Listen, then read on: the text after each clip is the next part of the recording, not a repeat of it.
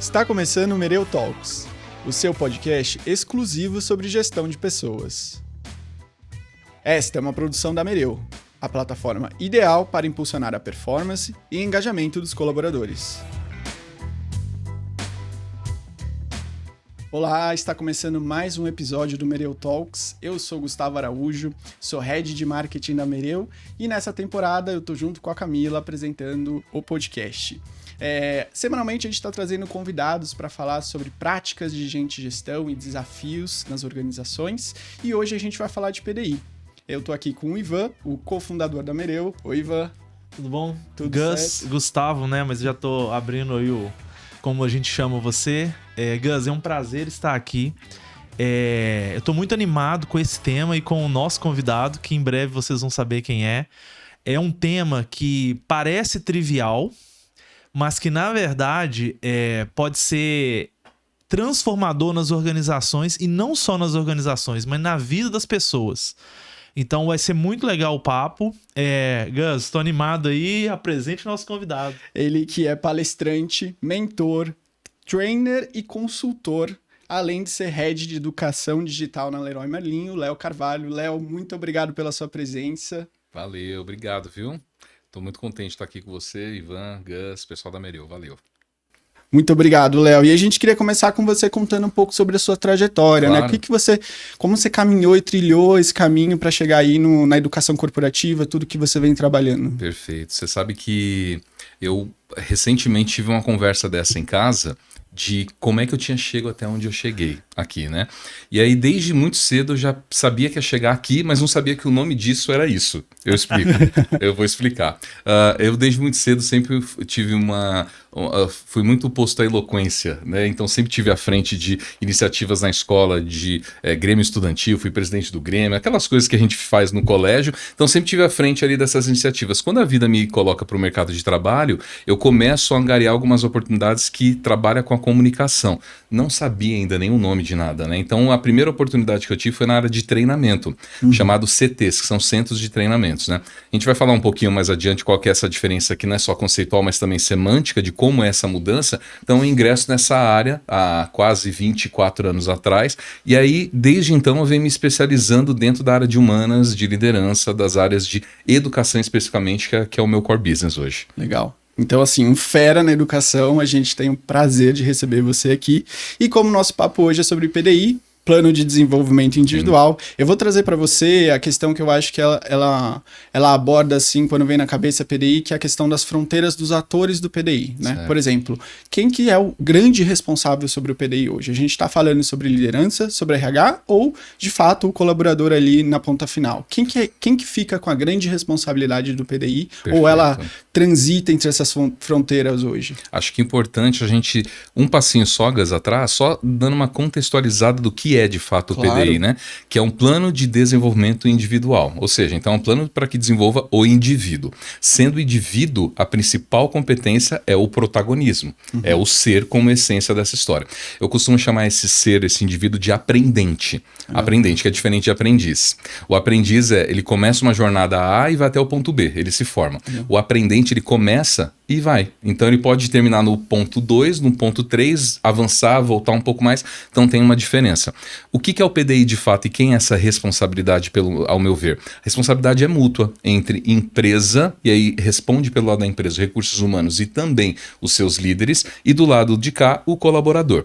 Claro que é um interesse dos dois, até porque as macrocompetências devem ser observadas. Então, a gente vai falar um pouco disso depois, mas já dando essa contextualizada para a construção desse plano de desenvolvimento individual, eu preciso observar as necessidades da companhia e as necessidades do indivíduo. Quando eu tenho só a necessidade da companhia, não é um PDI, né? Então ele é só uma meta estratégica. Quando eu tenho a necessidade só do indivíduo, é só um desejo.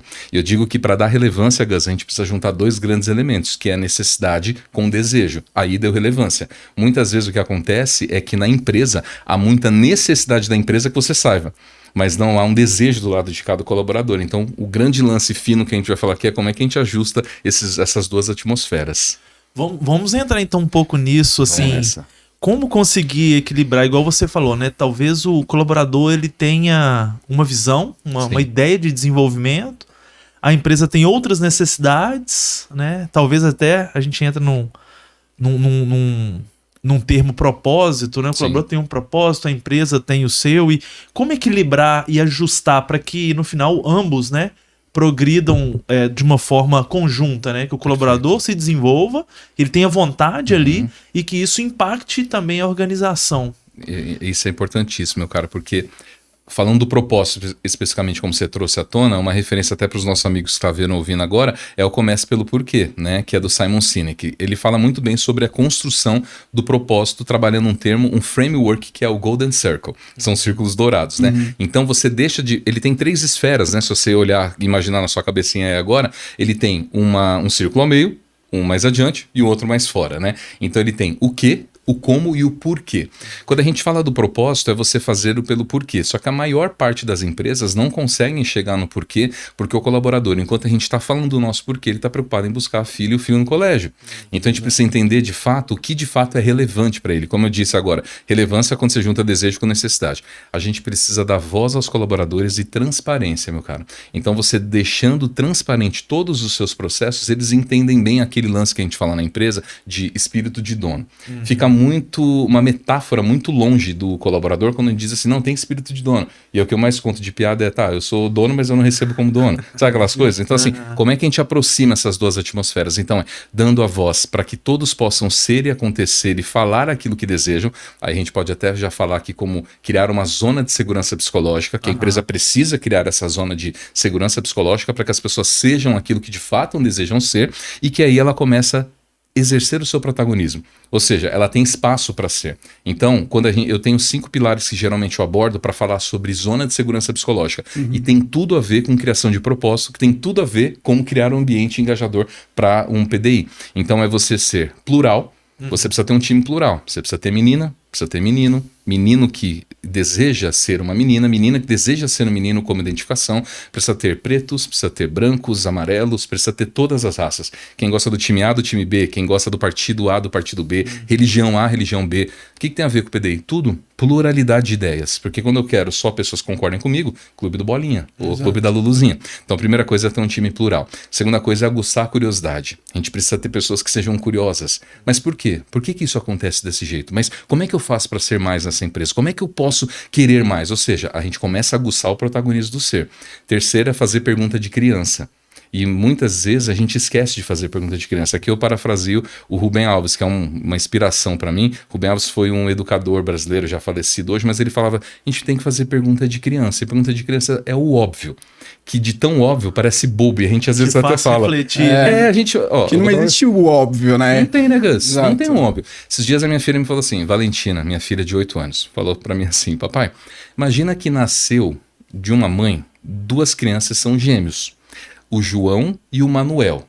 Você imagina que na primeira semana ela tá dando banho na criança, ela esquece quem é o João e quem é o Manuel e vai crescer o João sendo o Manuel pela vida inteira? Eu falei, não, filha, me deu uma... pá. Eu falei, cara, é verdade. Aquilo me angustiou, aquela pergunta. Eu falei, é verdade, filha. E é claro, aquilo é uma pergunta de criança, que pode parecer óbvio. A mãe reconhece o filho. Depois eu fui ver que na neurociência tem uma explicação para ela reconhecer.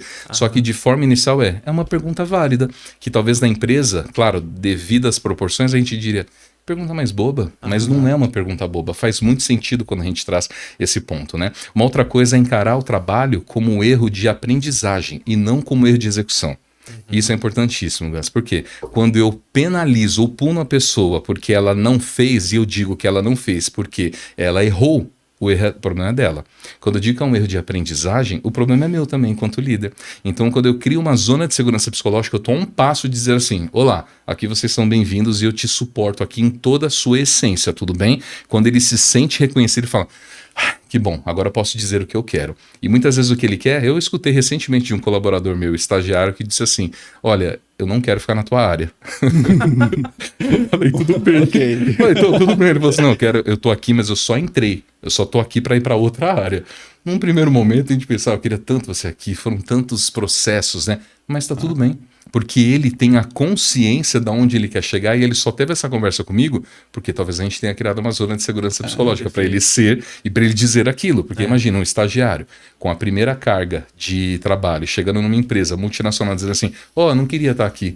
talvez ele pudesse pensar, vai que eu falo isso e me tiram E da me empresa. tiram da E empresa. não, pelo contrário, a gente falou, beleza, vamos criar um PDI para que você vá para essa outra área agora. Então a gente foi conversar com a diretora dessa área, falou assim, tá a fim de receber uma nova pessoa? Tô formando ele, daqui a pouco eu formar ele vai para tua área. É isso. Léo, é muito legal, eu acho que pode até me corrigir, mas eu peguei um pouco da sensação que vai muito além de um treinamento, né? O PDI, a educação ela fica muito mais abrangente quando a gente traz educação para a mesa e não treinamento dentro do PDI, né? Perfeito. Eu acho que esses pilares que você trouxe, principalmente tanto da pluralidade para a inovação e também agora o pilar da segurança, eles fomentam esse papel onde a educação ela acaba trabalhando muito bem e a gente expande a fronteira, não fica ali num treinamento específico, a gente está fomentando um terreno ali para o pessoal conseguir de fato aprender e até construir a carreira dele e ser protagonista da própria carreira, né? Você tem toda a razão. Inclusive, a diferença também do treinamento e desenvolvimento.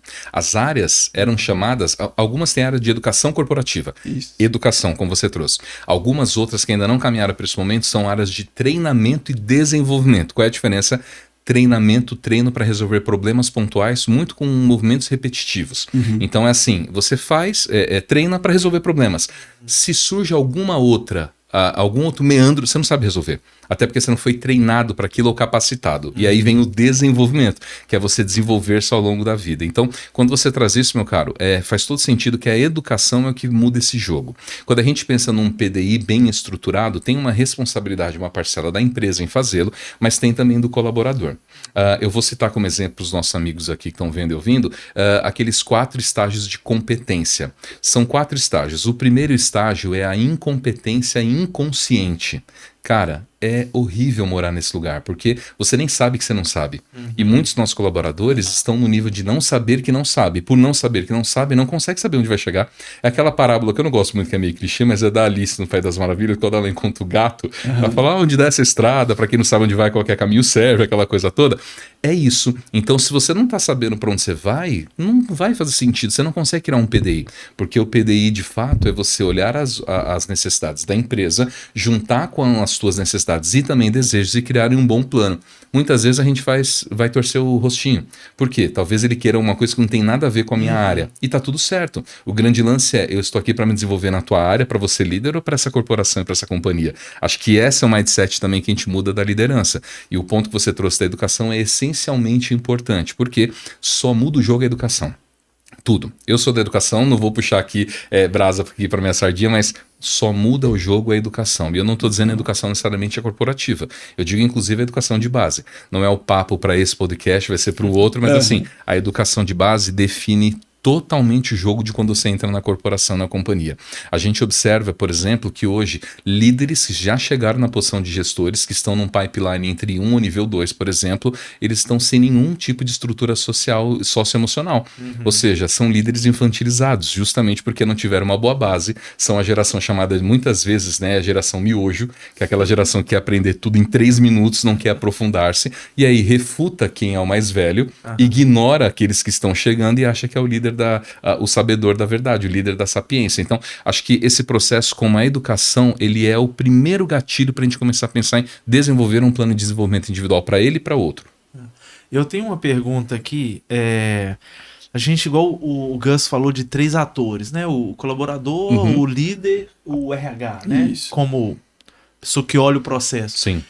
Para quem tá ouvindo a gente, talvez para entender um pouco o papel de cada um, você conseguiria falar pra gente, poxa, num processo de PDI eficaz, que realmente vai desenvolver e impactar o negócio, qual que é a função do colaborador e como que ele deve encarar esse processo? A mesma coisa pro líder e a função do RH, né? Porque ele não pode, sei lá, fazer o papel do líder, mas também talvez ele ajuda. Você consegue falar pra gente, assim...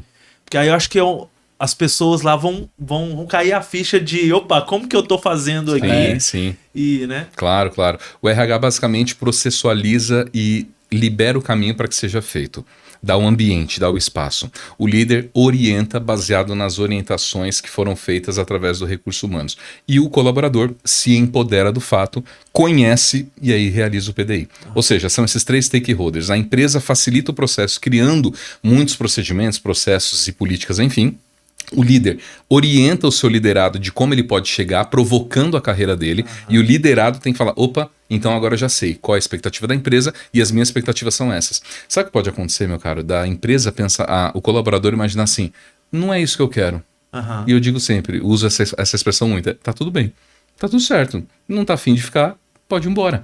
Não que eu queira forçar um turnover, pelo contrário. Mas é que assim, se você não está feliz comigo dentro dessa realidade que eu posso te fornecer, tá tudo certo. Algumas estruturas, por exemplo, de bancárias, né, empresas de banco, o encarreiramento ele é muito moroso. Muito moroso. Você vê pessoas que estão há 20, 25 anos num banco, são analistas ainda. E você pega uma outra empresa, uma startup, por exemplo, que o menino acabou de entrar como um assistente qualquer, daqui a pouco ele virou um sócio e daqui a pouco ele é um CFO, por exemplo, de uma empresa. E nenhum demérito. Só que o grande lance é entender quais são as expectativas dos dois lados. Então, falando bem claramente dos 3 stakeholders, a empresa processualiza e facilita o caminho desses outros agentes.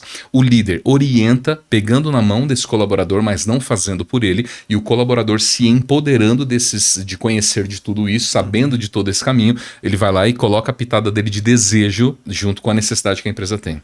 Ô, Léo, e só complementando, como que você vê a realidade das empresas? Você falou o ideal. Sim. Mas hoje, como é que você...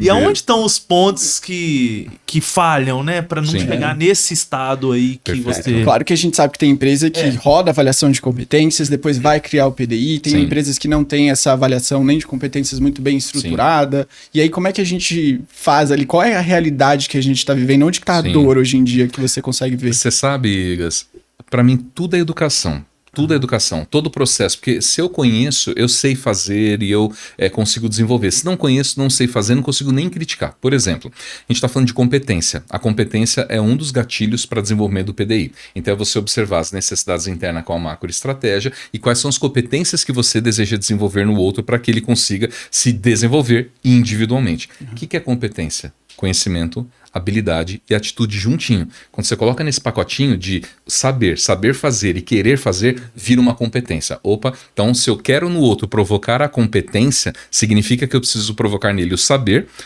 fazer e o querer fazer. É além de uma habilidade só, totalmente, porque a habilidade é o primeiro passo da história, é o segundo passo da história, que é o saber fazer. E percebe o seguinte, falta geralmente o terceiro elemento do chá, que é o conhecimento, a habilidade, a atitude, que é o querer. O querer é a primeira atitude de um protagonista, que é a atitude de querer fazer, que é um verbo de ação. Então, se ele não tem isso, toda essa história vai errado. Entre aquilo que eu falei, o que as empresas fazem e o que é um pouco utópico, talvez, né? Eu vejo hoje que tem empresas se desenvolvendo nas mais diversas ações e de formas distintas. Você pega, por exemplo, como eu falei das startups, por exemplo, muitas vezes não tem nenhuma noção do que seja esse processo ainda, porque ele ainda está pivotando, enfim, então ele não está muito bem esclarecido, mas ele já entendeu que aqui as pessoas precisam ter voz. E é por isso que as pessoas preferem estar numa startup muitas vezes. Eu hoje já tenho alguns colaboradores que saem da nossa companhia, que é uma multinacional gigantesca, para ir para uma startup, porque ele quer empreender. Ele quer empreender. Vou dar um exemplo, a gente não vai entrar aqui em detalhes sociais, mas assim, quantos de vocês aí admiram o Elon Musk, por exemplo? Tem ressalva de todo canto sobre ele, não tem. Mas por que as pessoas querem estar com ele, principalmente a geração Z? Porque ele é um cara que causa inspiração e ele tem um desejo de chegar em. Eu falo, eu também quero estar com esse cara. Então, por mais que eu não compactue de tudo, eu compactuo de alguma coisa. Então, eu quero estar junto dele. Muitas vezes as estratégias da empresa dão errado, meu caro, como você me perguntou, porque não foi dito explicitamente aonde você vai chegar. Não foi dito explicitamente quais são as possibilidades. E a empresa não foi sincera o bastante para dizer assim, talvez ela nem saiba. Dizer, olha, você pode chegar até aqui. Talvez ela não tenha essa consciência. O PDI, ele deve ser para aquelas pessoas que estão, obviamente, em processo de desenvolvimento, mas não necessariamente para todo mundo ainda. Tem pessoas que ainda não entraram num plano de desenvolvimento individual. Se a gente olhar, por exemplo, para um Nine Box, onde você plota as pessoas por nível de performance, e aí desempenhando conhecimentos, habilidades, atitudes, enfim, mais de 60% das pessoas estão ali na meiuca, que é o performando. Então não espere que todo mundo ou vai sair ou todo mundo vai ser o tópico da história que vai estar performando ali o high performance. Então tem uma grande galera que fica batendo tambor, fazendo as coisas acontecerem. E tem muita gente, vou dar um exemplo da empresa que estou, tem uma moça que ela é uma assistente de diretoria hoje, né? E ela foi nossa assistente de recursos humanos e ela dizia assim, não mexe comigo, eu não quero crescer. Ela falou, não quero crescer. Vocês falam de liderança. Eu não quero, eu quero ficar do jeito que eu tô. E tá tudo bem. Ela se reconheceu, tem uma inteligência emocional e falou, é isso que eu quero. Vendedores em loja, por exemplo, que está vendendo, tem vendedor de quase 80 anos. É isso que eu quero. Já sou aposentado, não Sou mexe especialista comigo. aqui. Não mexe comigo, cara. Deixa eu aqui quietinho. Então perceba que muitas vezes o plano de desenvolvimento individual, embora ele tenha que juntar soft e hard skills, que a gente vai falar um pouco daqui a pouco, logo mais, ele precisa entender o lado do colaborador. Se ele está afim de embarcar nessa jornada, porque o protagonismo, que é a atitude, que é o querer, vai ser o primeiro gatilho dessa história. Se ele não quiser, não vai rolar. Isso é muito verdade, Léo. Uma vez eu fui fazer uma campanha justamente para pequenos empreendedores e a gente entrou numa discussão de, bom, como é que a gente vai bolar uma campanha para pequenos empreendedores que têm visões de sucesso diferentes. Certo. As pessoas têm visão de sucesso diferente. O que é sucesso para mim é diferente para o Ivan, que é diferente para você. Aí. Então isso com certeza deve impactar o plano aí de cada um. Perfeito. E se de fato atingir esse plano, né? O que é o atingir de cada um desses planos. Né? Você sabe que muitas matérias, artigos já há quase 15 anos já dão como o salário como não sendo o ativo principal de permanência dentro de uma empresa. Quando me formei, 2005, 2006, ainda era. A gente olhava para aquela pirâmide de necessidades de Maslow, então a gente falava, poxa, como é que eu vou sanar as necessidades de segurança, fisiológica, segurança, enfim. O dinheiro sempre estava muito presente. Hoje em dia já não. Hoje em dia nós estamos com quase 5 gerações trabalhando juntas ao mesmo tempo, se você pegar os baby boomers até o alpha que está chegando agora, e a geração entre Y, que é a minha, tenho 40 anos hoje, de Y para Z e para alpha, o principal fator motivacional já não é mais o dinheiro. Já não é mais grana, é sim as experiências que se vive em torno de. Ou seja, quando você olha para a expectativa de um colaborador e diz assim, onde você quer chegar? Ele fala assim, em nenhum lugar, eu quero estar exatamente aqui.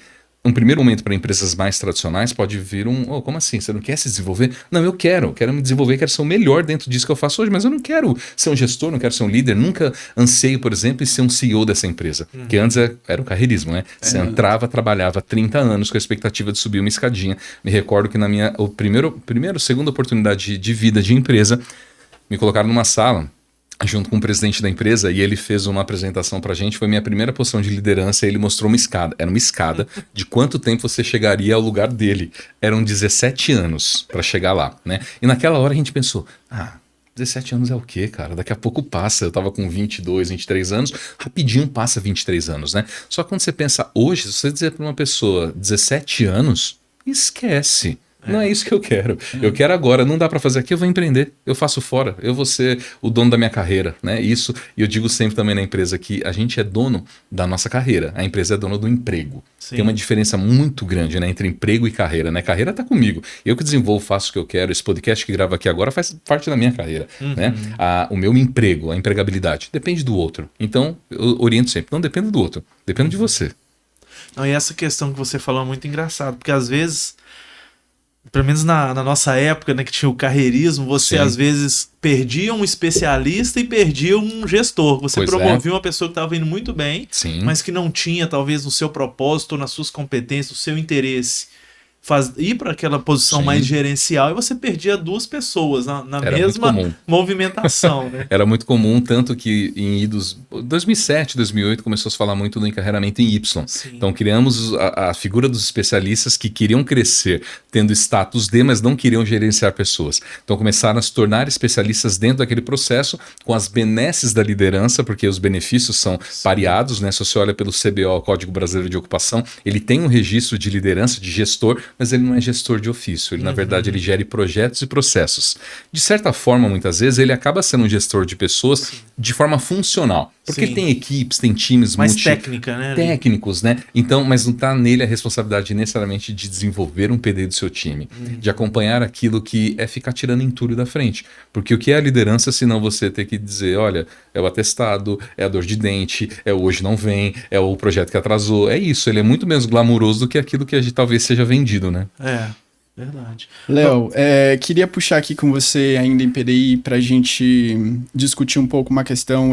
Eu entendi a transparência ali, o papel da transparência, eu entendi o papel da carreira e também de ser protagonista em relação a isso, mas a gente sabe que existem aquele pilar de diversidade, vamos chamar assim, dentro do PDI. E aí eu queria saber para você a relação que tem entre até questões de gênero, questões de idade, quando a gente vai construir um PDI. Sim. A gente entende que tem pessoas de realidades diferentes, e deveria ser assim, né? Sim. De realidades diferentes. E como que a gente consegue construir esses PDIs justamente para esse tipo de público? Ou seja, um público diverso. Entender que eu não vou poder fazer o mesmo PDI para 4 ou 5 pessoas que estão ali na mesma, Perfeito. talvez na mesma cadeira, né? Sim. Como é que a gente consegue olhar para isso com uma visão hoje também já mesclando com diversidade, inclusão, equidade dentro das organizações? Isso entra no PDI também? Perfeito. Olha, uma coisa muito comum que acontece hoje, e eu, além de consultoria, estou mentorando alguns executivos, é assim, como é que eu faço para que um sistema tenha uma flag dizendo assim, aprovar tudo em relação ao PDI, por exemplo? Não tem essa flag. E não é para existir. Se tiver essa flag, tá errado. Porque se é um PDI, eu tenho que olhar Gus sendo Gus. Tem que olhar Ivan sendo Ivan, tem que olhar Léo sendo Léo. Não dá para ter um flag aprovando todo mundo. Então aí já desconstrói essa visão de ter uma coisa para todo mundo, né? A gente chama de hipercustomização. A hipercustomização dá mais trabalho, muito mais trabalho, mas ela é muito mais assertiva. Eu faço questão, por exemplo, de quando em sala estou com os meus alunos, né? Também sou docente, quando eu estou em sala, eu procuro falar o nome de todos eles. E digo o nome de todos eles, independente se tem 2, 3, 50 ou 60 pessoas na sala. Esse simples fato, Gus, eu já crio uma personalização com esse menino, com essa menina, já criei um canal com ele. Você imagina num PDI, quando ele pega uma observação dizendo assim, olha, você precisa desenvolver as metacompetências da empresa, ele compara com o do amigo do lado e também está falando a mesma coisa. Não faz nenhum sentido. Então ele é mais, tem um investimento de tempo maior, claro, vai despender muito mais esforço e carga cognitiva, porque você tem que fazer análise muito individual daquela pessoa. Feito isso, o colaborador precisa se reconhecer como sendo ser essencial. Se eu estou falando de protagonismo, é único, tem que ser só para ele. A diversidade é importante, até porque quando a gente olha dentro de um processo de empresa, além da cota legal de 5%, as empresas estão hoje já pisando fora. E pisando fora de forma positiva, ou seja, eu não quero só a cota, eu quero ir além da cota, eu quero a equidade de homens e de mulheres, eu quero a equidade também, eu quero trazer PCDs, eu quero trazer outros tipos de pessoas para dentro da minha companhia, tá? Quando a gente olha para um PDI, muitas vezes, tá? Vou dizer até de um grande projeto que está sendo realizado na empresa, colocando para dentro da companhia pessoas, por exemplo, com espectro autista de nível 1. Muito legal essa iniciativa, só que o grande lance é como é que a gente faz essa pessoa entrar e depois como é que a gente faz ela virar líder. Como é que a gente pensa nisso? Porque o grande lance não é só colocar para dentro. Não é só recrutar. Não é só a diversidade, é a inclusão, né? Inclusão. Como ela vai estar ali dentro. Diversidade é pluralidade, né? Você tem pessoas ali, é um clichê falar isso, mas é importante a gente reforçar. Não é convidar para festa, é convidar para dançar. Sim. É puxar para dança, pisar no pé, tá tudo certo, você vai errar o passo, mas você vai aprendendo junto. E muitas vezes as empresas pecam um pouco nisso, ou o que fazem, dizem no mercado, olha como eu convido para festa, só que de verdade no dia a dia não chama ninguém para dançar. Fica só ali no backstage, acaba não acontecendo e as pessoas não vivenciam esse processo. Então, voltando à tua pergunta de forma pragmática, falando sobre como é que a gente consegue trazer a diversidade no PDI, é o seu gestor tendo cada uma das pessoas como individual. Eu digo sempre, Ivan, que é colocar gente na agenda. Colocar gente na agenda. Colocar gente na agenda é ter o tempo para falar com o Ivan, para falar com o Léo, falar com o Ana, para falar com o Pedro, com a Maria. É você ter o tempo dedicado para ele. E não necessariamente eu vou entrar numa conversa contigo e falar, o casamento como tá? E os filhos? Não é isso. Talvez surja esse espaço, talvez tenha essa intimidade entre a gente, talvez não surja, talvez a gente fale só de projetos, só de trabalho e tá tudo certo. O grande lance é a gente conseguir se conversar no olho. Quando a gente tem esse processo, Gus, eu trago a confiança como um fator de essência. Confiança, eu falei lá atrás da zona de segurança psicológica, só que você só vai ter uma zona de segurança psicológica criada dentro desse espaço se tem confiança. Confiança. É o gestor confiar em mim, eu confiar no gestor e ambos confiarem na organização. A organização é uma narrativa jurídica. Ela não existe, né? O que ela é? É um monte de parede, de mesa, enfim, que não acontece se não tiver um montão de CPF juntinho. Então, quando pessoas dizem que gostam ou não de uma empresa, é porque não gosta de gente. E não da empresa. A empresa não existe, né? Yuval Harari, aquele escritor, trouxe pra gente recentemente no Sápio, né? Que ele começa a explicar um pouco dessa origem da humanidade. Ele fala, cara, é uma narrativa jurídica. Não existe. Narrativa é aquilo que a gente diz que vai dizendo e as pessoas começam a acreditar. Dinheiro é narrativa, né? Tipo, quanto vale isso aqui? A gente deu um valor para ele. Na empresa é a mesma coisa. E a confiança, esse processo de criar essa confiança, eu acredito em 3 pilares. que é o processo da capacidade, o processo da integridade e o processo da benevolência. O que é a capacidade? O Gus precisa entender que eu sou capaz de atender as expectativas dele, ou seja, eu olhando para o gestor e falo, uau, esse gestor é demais. Putz, esse cara é demais. Putz, eu preciso ficar perto dele. Ele entende que ele tem capacidade para resolver problemas. Segundo ponto, integridade. Além de resolver problema, aquele gestor não faz nada de errado. O cara é compliance total, velho. Olha, tudo que dá pro cara fazer tá dentro das 4 linhas do jogo. E benevolência, que é uma das principais jogadas e ferramentas do líder, que é cuidar do outro. Quando eu entendo que Gus cuida de mim, entendo que Gus tá super íntegro no processo e que ele é capaz de fazer, naturalmente eu crio a capacidade de confiar nele. E essa confiança, por essa teoria, ela não é somatória. Não é eu preciso ter capacidade, mais benevolência, mais integridade. Ela é multiplicação pela teoria.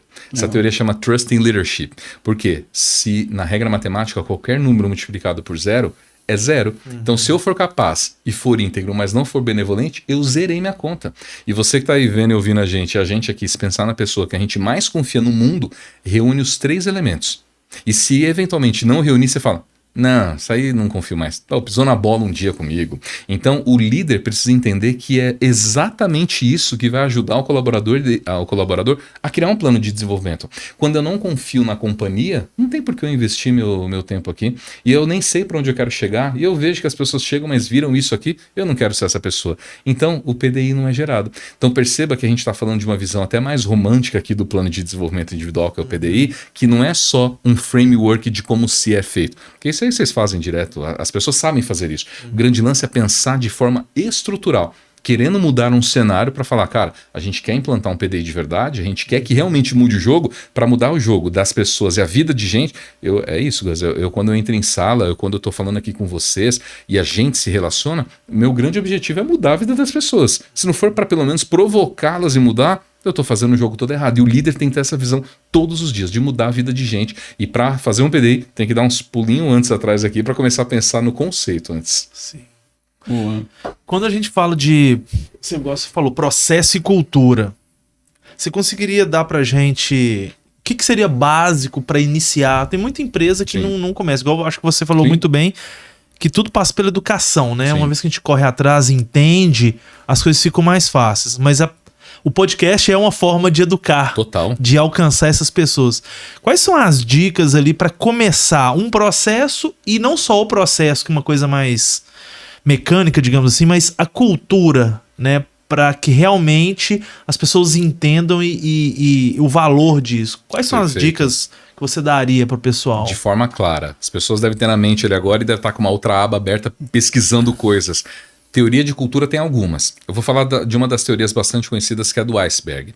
Ela é dividida em 3 esferas, tá? Uma pequena parte do iceberg fica visual. Então você não sabe o tamanho da coisa, do problema. Você olha e observa, só que quando você vai mais profundo tem um montão de coisa. O primeiro nível, quando a gente olha para fora desse iceberg, são chamados artefatos. Artefatos é aquilo que todo mundo vê numa empresa. Você pode ir de shorts, você pode ir de chinelos, pode ir de alargador, menino pode vestir saia, menina pode ir de boné. É aquilo que você observa. Então quando você entra, você fala assim, gostei dessa empresa. Um segundo elemento que já está embaixo, você tem que segurar um pouquinho o ar e mergulhar. São as normas e os valores. Quais são as normas e os valores? Lembra que eu falei que o RH é o agente principal que tem que definir as políticas, né? Então ele vai olhar para a norma e valor. Aquilo que está escrito na parede, aquilo que está nos cadernos, que está naquela apostila linda que a gente recebe. E o terceiro, que está lá embaixo, são chamados de pressupostos básicos. Pelo nome, são os pressupostos básicos, não dá para abrir mão. Aquilo que está lá embaixo, que eu chamo de deep culture, que está lá embaixo, é quando a pessoa tem que mergulhar muito para perceber. Vou dar um exemplo claro para você perceber em casa também como funciona. Imagina quando a gente está numa empresa, Ivan, e eu entro na tua empresa agora para trabalhar, e eu digo assim, eu estou pensando em fazer um projeto. E você diz assim, não pode fazer. Fala, por que não pode fazer? Não pode porque os meninos não gostam. Fala, não, onde está escrito? Não está escrito. Eles só não gostam. Os comportamentos. Mas como que eu vou saber que... Não pode porque o menino não gosta. Tem um vídeo icônico, tem umas décadas já desse vídeo, que é do macaquinho. Já viu esse vídeo? Que eles colocam alguns macacos numa jaula e colocam uma bananinha e quando o macaco vai tentar pegar, ele dá um choque e bate no macaquinho. E aí os macaquinhos ficam começando a ficar tipo assim, calma aí, se quando eu vou tentar pegar eu tomo um choque, quem for tentar pegar eu vou maiar na pancada aqui. Daí o outro vai pegar ele, pum, pau no macaco. Chega uma hora que eles mudam todos os macaquinhos dessa jaula e ninguém sabe por que tá batendo. Só sabe que quando eu ameaço pegar a banana, bate no outro. E a empresa acontece do mesmo jeito. Por que você faz? Porque sempre foi assim. Então, por que eu dei essa contextualização aqui para dizer o seguinte, que falando da cultura, o mais importante é a gente levar tudo para o nível visual, deixar que as coisas fiquem fluidas, para que as pessoas percebam o que é a minha cultura. E se a minha cultura, por exemplo, é falar de uma meta estratégica, vou dar um exemplo, tá? Que seja pensamento crítico. Eu preciso dizer para as pessoas qual é a minha meta. Pensamento crítico. Como eu faço para ter pensamento crítico? Os meus, chama de PBL, que é o Problem Based Learning. Eu preciso fazer todos os meus problemas da empresa convergirem para que as pessoas resolvam problemas críticos. O que acontece muitas vezes, Ivan? Que as pessoas colocam, qual é a minha macrocompetência a ser atingida? Pensamento crítico. O que a gente vai fazer? Treinamento de comunicação. Sabe, ele fica um pouco dissonante. Não à toa, se você pegar os principais indicadores do Fórum Econômico Mundial, que todo ano dá lá, né? As 10 competências... Uma que aparece há anos é a comunicação, que eu falei aqui agora. A pergunta é, será que a empresa das pessoas já passaram pelo problema da comunicação? Ainda não. Então não adianta só ficar falando, a gente tem que mostrar esses comportamentos. E a cultura, que é essa base estrutural dos 3 pilares que eu trouxe para você, como a gente resolve trazendo o PDI para dentro, dizendo o que é o PDI, por que é importante o PDI, só que não é o PDI do ponto de vista da empresa, é o PDI do ponto de vista de vocês. Do indivíduo. Por que você, indivíduo, precisa fazer um PDI? Então é aquele lance... Da gente estourar, a gente chama isso de estourar os dados, né? Imagina, quanto custa, por exemplo, um prêmio da Mega Sena, quanto vai dar? 100 milhões. Não sei nem quanto é 100 milhões, eu não cheguei até lá. Só quando você diz, cara, 100 milhões dá para você comprar 497 carros populares, dá para comprar. Você fala, uau, você tangibiliza. Se a gente está falando então de PDI, eu tenho que tangibilizar. Por que é importante PDI para você? Porque você sai do ponto A, chega no ponto B. Aquele menino lá, tá vendo? Ele era aqui e chegou até lá. Você começa a tangibilizar. Então a cultura faz parte do comunicar, de você estar mostrando para todo mundo a cada momento o que você está fazendo e onde você quer chegar. Legal. Muito bom. Léo, queria trazer um pouco sobre social learning. Não sei se isso acaba entrando também no aspecto da cultura e como a organização ela pode estar aberta a isso ou não, e quais são os benefícios que isso traz ali, até para quando a gente estiver falando de PDI, né? Perfeito. E olha que curioso, o Ivan agora me fez uma pergunta que eu fiquei com ele guardado lá da mente aqui para trazer, acabei não trazendo, Ivan, que não é só o treinamento que resolve problemas dentro de uma empresa, né? O treinamento é uma das ações, dos gatilhos, das ferramentas para você criar um PDI. Então o PDI não é você pegar uma folha e colocar treina. É você pegar uma folha e dizer assim, minhas competências são essas e meus objetivos, como é que a gente chega lá? E aí pode até aplicar a meta, a maioria das pessoas conhece, que é o método SMART, né? São as metas mensuráveis, né? Sim. Como é que a gente chega até lá? Tem que criar uma introdução, tem que colocar quanto tempo eu vou chegar, enfim. Treinamento é um dos elementos. Eu digo sempre, sou de educação há muitos anos, digo sempre que quando dá tudo certo, o marketing fez. Quando deu errado, a culpa é da área de treinamento que não treinou. Então a gente tem que tirar um pouco desse viés que nem tudo é treinamento. Então o gestor, quando for montar esse plano de desenvolvimento individual, tem que olhar o que ele precisa ser treinado. O que ele vai ser treinado é para reforçar. Se é para reforçar, a gente pode falar de upskilling. Upskilling é um conceito que diz que é você ganhar skill, ou seja, você vai ficar mais forte em algum conceito. Então a gente pode chamar de upskilling. A gente pode chamar também de reskilling, que é quando você vai treinar aquilo que você já faz há muito tempo, para você ir ressignificando aquele método de fazer. Então os dois elementos, tanto do upskilling quanto do reskilling, é importante. Um é para você adquirir novos conhecimentos, o outro é para você se aperfeiçoar naquilo que você está. E o gestor tem que estar atento para colocar, opa, você é muito bom nisso, Gus, mas isso aqui você precisa ficar melhor. Então, nisso aqui você vai intensificar. E como é que você intensifica isso aqui? Fazendo um treinamento em sala. Ou conversando com o Ivan, que o Ivan é muito bom nisso aqui. Isso é o social learning. É você aprender com o outro. O social learning é você... E assim, isso é muito importante você ter dito, Gus, porque é uma estratégia que custa R$0. Custa R$0. É só você identificar, de acordo com a sua macroestratégia, identificar dentro da sua competência, que é conhecimento, habilidade e atitude, quem é que faz muito bem, quem é que sabe muito bem, quem é que faz muito bem aquilo. Identificou, coloca o Gus, o outro que está precisando do PDI, para desenvolver aquilo. Seria algo parecido com uma mentoria, um coaching, alguma coisa assim? Pode ser, mas não é nesse caso. O social learning, a gente diz, tem uma metodologia chamada 70-20-10. Bastante conceituada já no mercado, diz o seguinte, que 70% de tudo que se aprende acontece dentro do ambiente de trabalho. On the job training. É eu vendo você fazer e falar, é assim. E fazendo. Fazendo. 20% é pelo social, que é o conversar. trocar ideia, o café, que eu acho super interessante o café. Você tá lá, como que você fala? Pô, que legal, você faz desse jeito. É 20%. 10% só é dentro da sala. Então é um mito, porque a gente às vezes nas empresas gasta 90% do dinheiro nos 10%. E deveria ser ao contrário, gastar muito menos no 10% e investir muito mais aonde? Através do processo de social. O social pode ser a mentoria, pode ser também um coaching, mas ele também pode ser o sentar e tomar um café. Pode ser acompanhar você na hora do almoço, pode ser ficar do teu lado de... Acompanhar numa visita comercial, se for um vendedor, ver como você faz. A gente chamava de carrapato no passado, né? Só ficar do lado aqui, ó, olhando o que você está fazendo, como é que você faz aquilo. Sim. Esse é o social learning. A gente pode chamar isso de comunidade de aprendizagem. Você vai criando uma comunidade onde as pessoas vão se direcionando. Perceba uma coisa curiosa, né? O WhatsApp, que todo mundo tem no telefone, eu tenho certeza, e quem tá vendo e ouvindo a gente também. Ninguém ensinou a gente a mexer. Sim. Ninguém ensinou. Como é que você aprende? Futucando, on the job training. E quando você não sabe, você fala que, você pergunta, é o 20%, é o social. E aí você usa a sua rede para te ajudar. Então hoje, o que tem mais valia dentro do processo do PDI, além de você se especializar, porque tem a parte dura da história. A parte dura a gente chama de hard skill, que é o conhecimento técnico, né? Então, por exemplo, você é um engenheiro e você vai se especializar em engenharia ambiental, você precisa ter o seu hard skill, mas tem o soft skill. Soft skills são os comportamentos sociais, são as competências sociais. E além disso tem o reskilling, o upskilling, o social learning faz parte desse momento do sentar e entender, porque talvez Léo seja bom de comunicação e não conheça nada de física. Vou sentar junto com o Ivan, conhece tudo de física e a gente vai trocando essa ideia. Não é formal, não há uma prancheta que você vai dizer se eu vim ou não vim.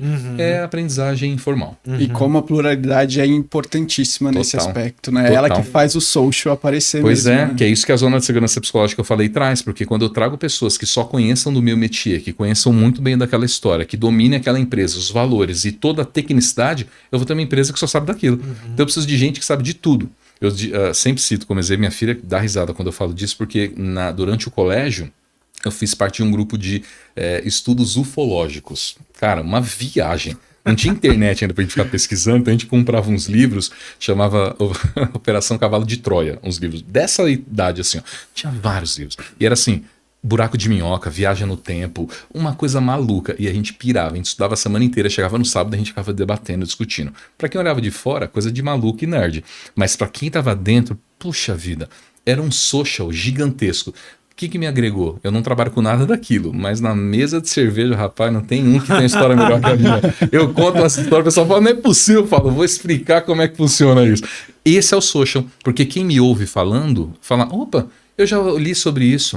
Eu estava recentemente, Gus, numa sala grande, uma pessoa falou uma coisa que me interessou. Ela falou, eu sou especialista, eu sou uma das especialistas em raios no Brasil, fiz um mestrado tal. E depois ela falou um montão de coisa, e passou. A hora que acabou, eu falei, cara, me explica um pouco mais o que você faz. Acabou às 18, eu fiquei até às 22 horas conversando com ela, me dando uma aula de raio. Raio que vem de cima, raio que vem de baixo, enfim.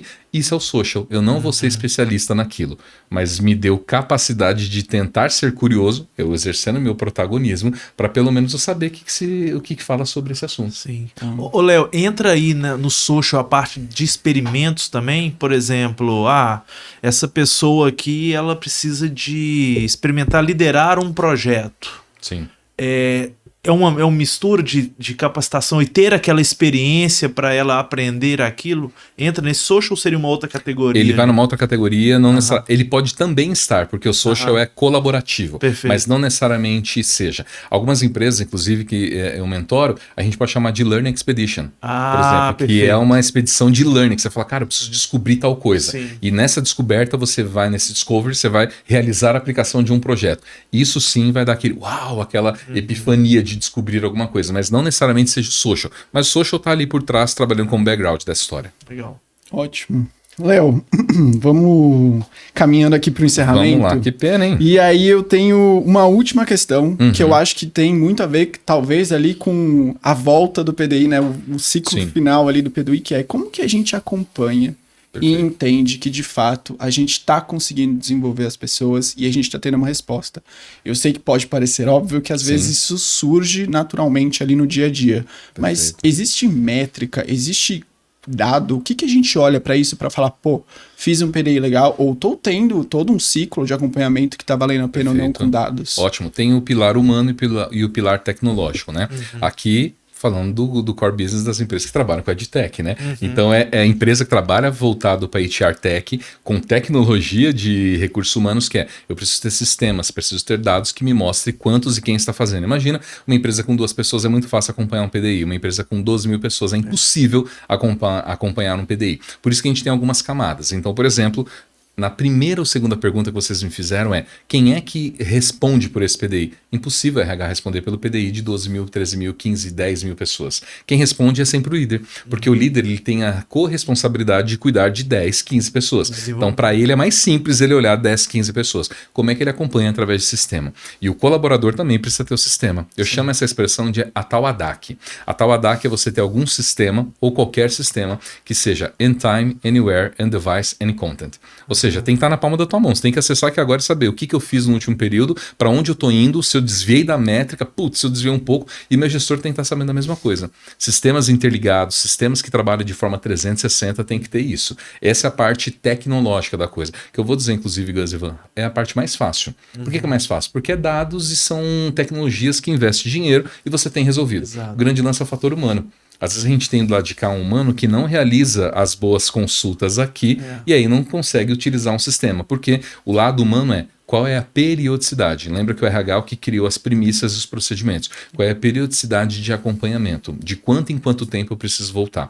Quando a gente olha na estruturação do PDI, que eu começo introduzindo, falando, olha, por que você tem um PDI? Definindo as metas, o quarto pilar dessa história é o feedback, que é para saber, estou ou não estou? Só que antes do feedback tem como é que eu estou indo. Então o terceiro e quarto passo é como é que eu estou indo, cheguei ou não cheguei. Então se você faz por exemplo, um processo de PDI e espera 1 ano para acompanhar, tá errado. Porque em 1 ano muita coisa acontece. Talvez você já nem queira mais estar naquela posição. O grande lance eu faço e vou acompanhando com pequenas doses. Para desvio de rota. Ou seja, qual que é o ciclo? 3, 4, 6 meses, que já é muito inclusive. 3 meses, um excelente período. Só para a gente bater um papo e falar, estamos aqui nessa rota certa ou não. E tem que ser transparente para todos os lados. Todo mundo. Inclusive, os outros têm que perceber qual é o PDI que tem acerca daquela pessoa. Porque senão fica parecendo que as pessoas estão fazendo por debaixo dos panos. Sim. Isso é muito ruim quando acontece. Então, daqui a pouco eu vejo o Ivan, que é um par meu, ser promovido e fala, meu Deus, como assim? Ele fez tantas coisas erradas. A minha percepção. Só mas que ele estava sendo trabalhado com o gestor. Né? Pois é, ele está sendo trabalhado com o gestor. Então o gestor também pode deixar claro isso e falar, pessoal, olha, vocês sabem que o Léo está numa senioridade, está indo para esse lugar, o fulano também está. Acho que isso tem que ficar claro para as pessoas, claro, guardadas individualidades e toda a privacidade dos estudos, mas tem que deixar claro para as pessoas, porque ninguém quer ser pego de surpresa. E a pior coisa, Ivan, que você já deve ter percebido, é quando a pessoa é promovida e fala assim, não era para ser. Aí gera um problema. Não era para ser. E aí gera um problema do quê? De quebra de confiança, que não tem a zona de segurança psicológica, ou seja, daí vai cada um pro lado, a gente e aí você entra num ciclo vicioso. Exatamente, nada é virtuoso. É isso aí. Ô, Léo, o te ouvindo é muito legal, né? Até fazendo reflexão e puxando um pouco a sardinha pro nosso lado. Tecnologia, né? Para você entender os dados, fazer os processos de forma mais fácil, on time, etc. E conectando com o que você falou do personalizado, né? Sim. Você tem muitos dados, se você não tiver a tecnologia para te apoiar e dar exatamente as necessidades de cada indivíduo, você não consegue dar o remédio dose correta para cada um, né? Pois é. Um grande lance do passado era como é que digitaliza. Depois que a gente digitalizou, a gente começou a chegar com os dados, como é que eu analiso esses dados agora, né? Exato. E a gente já está no outro nível. Como é que agora eu faço, por exemplo, uma boa pergunta para um prompt me trazer as coisas? Hoje mesmo liberou a versão de teste do ChatGPT para celular, para Android. Já tem um aplicativo dele, né? E tem muita gente dizendo assim, não, eu uso o Google. Então você entendeu tudo errado, velho. Então não é esse o lance. E aí os dados, dentro de uma companhia, a gente teve um problema para colocar a tecnologia. Agora que a gente colocou como é que analisa os dados. Eu vejo companhias, Ivan, mas assim, não é uma nem duas, vocês conhecem algumas, muitas, que tem um montão de dados. Mas tem muita coisa. E não sabe o que faz com aquela infinidade de dados que tem na mão. E aí entra o seu último ponto, né? Que beleza, eu tenho a tecnologia, aí eu começo a ter os dados, mas eu tenho a educação, eu sei para onde eu quero chegar com esses dados, isso. Porque o que analisar, né? Senão não vale de nada, né? Você tem um montão de dados, você tem um montão de coisa que não serve de nada. Perfeito. Perfeito. Léo, queria muito agradecer a sua presença. Achei o papo, assim, muito interessante. Tem coisas que eu absorvi até para minha própria vida e tem coisas que eu até estava trabalhando com o time e vou repensar. Ótimo. Acho que todo mundo que está ouvindo aqui também deve ter tirado essa reflexão. Assim, foi mais do que uma aula. Legal. E foi muito prazeroso ter você aqui. Queria pedir para você compartilhar pro pessoal como que faz para te achar. Ah, claro. Como é que quais são os canais que você consegue ver aí o pessoal? Fica à vontade para compartilhar com todo mundo. Perfeito, valeu, o prazer foi todo meu. Obrigado, Ivan, obrigado, Gus, obrigado, Merel. As minhas redes, vocês me acham como Léo de Carvalho. Então, só ir lá nas redes, colocar Léo de Carvalho, tanto no Instagram, quanto no LinkedIn, qualquer outra rede, Léo de Carvalho, eu tô por lá. Me seguem lá. Não, nós vamos colocar também lá todos esses dados. Isso aí, dá. Vai estar aqui embaixo nas descrições, Vai aí vai pegar pra você. Ivan, queria agradecer você também pelo papo aí de hoje, foi muito legal. E pessoal, vocês também podem seguir a Mereu nas nossas mídias, Mereu Brasil, também tá aqui embaixo todas as nossas mídias. E até o próximo episódio, né, Ivan? Até a próxima, obrigado. Léo, de novo, muito obrigado. E, gente, acompanha aí, porque vai ser aprendizado toda semana. Um abraço. Abraço. Valeu.